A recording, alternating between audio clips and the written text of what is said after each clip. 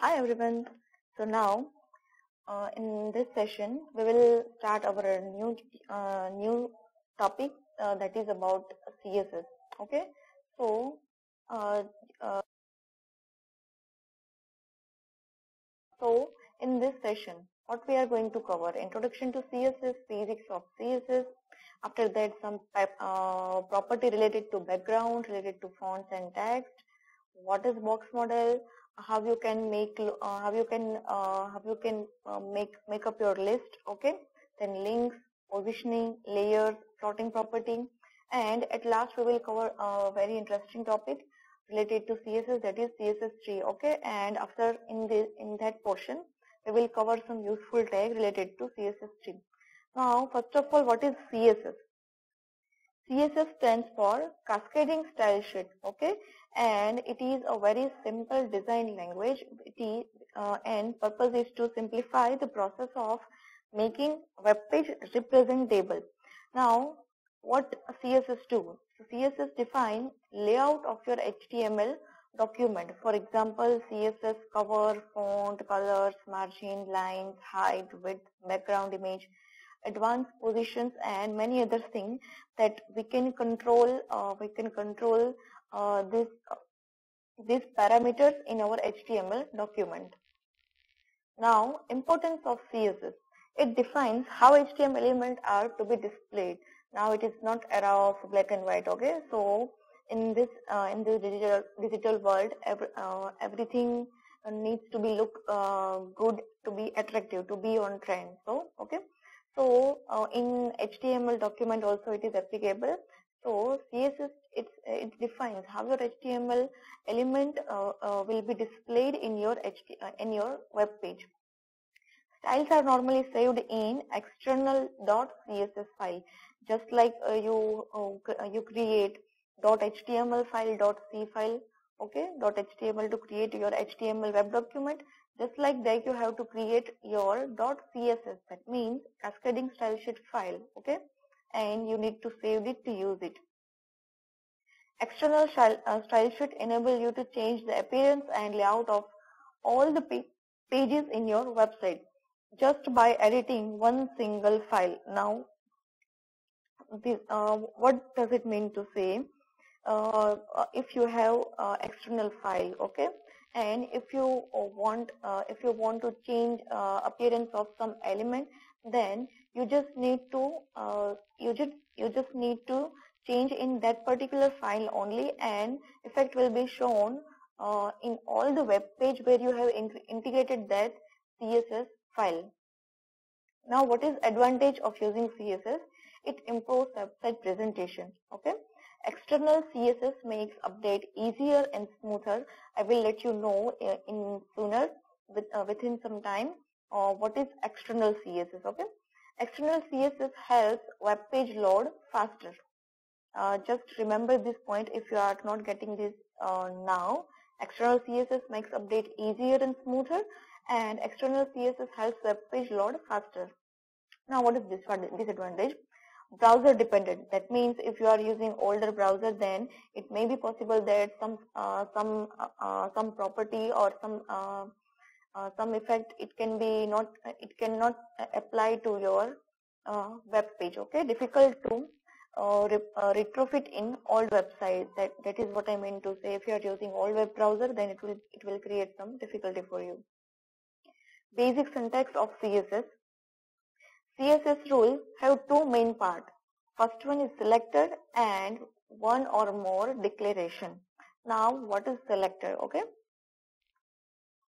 Selector, it can be any HTML tag. It can be any HTML tag. Now, as I say, it can have one or more declarations. Now, what is that? Okay, you can see that in curly braces, I have written color colon blue and font size colon 12 pixels. Now, what does it mean? This color, it is known as a property. It is property of your selector. Property of what? Property of your selector. After that, whatever you write after colon, that is over here, color colon blue, that means blue represent value of your property. Okay. Likewise, the font size is also property, and its value we have set it as a 12 pixel. So what does it mean to say? Whenever you have used h1 tag in your HTML page, then it will have two property. First one is color, and it is set as a blue, and another one is font size. Font size is set as a 12 pixel. So in your whole HTML, whenever you use h1, okay, whenever you use h1 and whatever within your h1 tag, it will be of blue color and it will have font size of 12 pixels. Selector can be HTML element, it can be ID or class. Now how ID and class I will show you just in a minute. Each declaration consists of a property and a value. These set property and value. It must in CSS. Okay. Every selector have this property have this pair property value. It can have a number, it can have any numbers of property value pair. Property is the style attribute you want to change. Each property has value. Now as I have said earlier, selector can be either HTML tag or it can be ID or a class. So you all know what is HTML tag. Okay, for example, like body, H1, H2, paragraph, bold, italic, select tag, table tag. These all are the tag, and you can apply CSS to that particular tag. Okay, just like we have set for H1 tag color property and font size property. Now what is ID selector? ID selector is used to specify a style for a single unique element. You can get idea by using name itself. Okay, what does it mean? ID, that means it represents some unique, okay, unique concept. That means whenever you apply ID selector, it refers to something single, something unique element. Now this ID selector uses the ID attribute of HTML element and it defines with hash in CSS. Now what does it mean? As I have said earlier, your HTML tag, it can have multiple attributes, okay, and one of them is ID. That means you can give ID to particular HTML tag. For example, let's say I have paragraph tag, okay, and I can give it one attribute, that is ID, and let me set ID as 1, okay, and when I want to use that ID attribute as my CSS ID selector, then I have to use hash in my CSS file. Now how to do it? Style rule below, it will be applied to the element with ID is equals to parameter 1. What does it mean? Whenever you have used ID is equals to that value, that means that style rule, it will be applied to all the elements where you have set ID value is equals to that particular value. For example, if I have set ID is equals to parameter 1 in paragraph tag also, in H1 tag also, in table tag also, that means at three place this style rule will be applied in paragraph, in H1 and in table. Now for example, if this is your HTML file, okay, I am just ignoring remaining unimportant portion for here now. If I programmed this, I write this code, I have to write fully code, okay. I cannot ignore HTML head body section, okay. I have just written this portion for sake of understanding. Now okay, you can see that over here this is our H1 tag, okay. In H1 tag I have set one attribute ID and its value is parameter 1, okay. So para 1, that means parameter 1, and in H1 tag I have written hello friends, okay. And now I want to use this ID. I want to use this ID to apply CSS. So how can I do that? Okay, this is your CSS file, okay, and in CSS file, as I have told you, it is selector and property and value pair, okay. So over here I am using ID selector. Over here I am using ID selector, okay. So ID selector, that's why I have to use hash, okay. So hash parameter 1. Whatever value is there, you have to use it here. For example, if I said ID is equals to let's say ID 1, then I have to use ID 1. But remember that I have to precede one character, that is hash sign. Okay.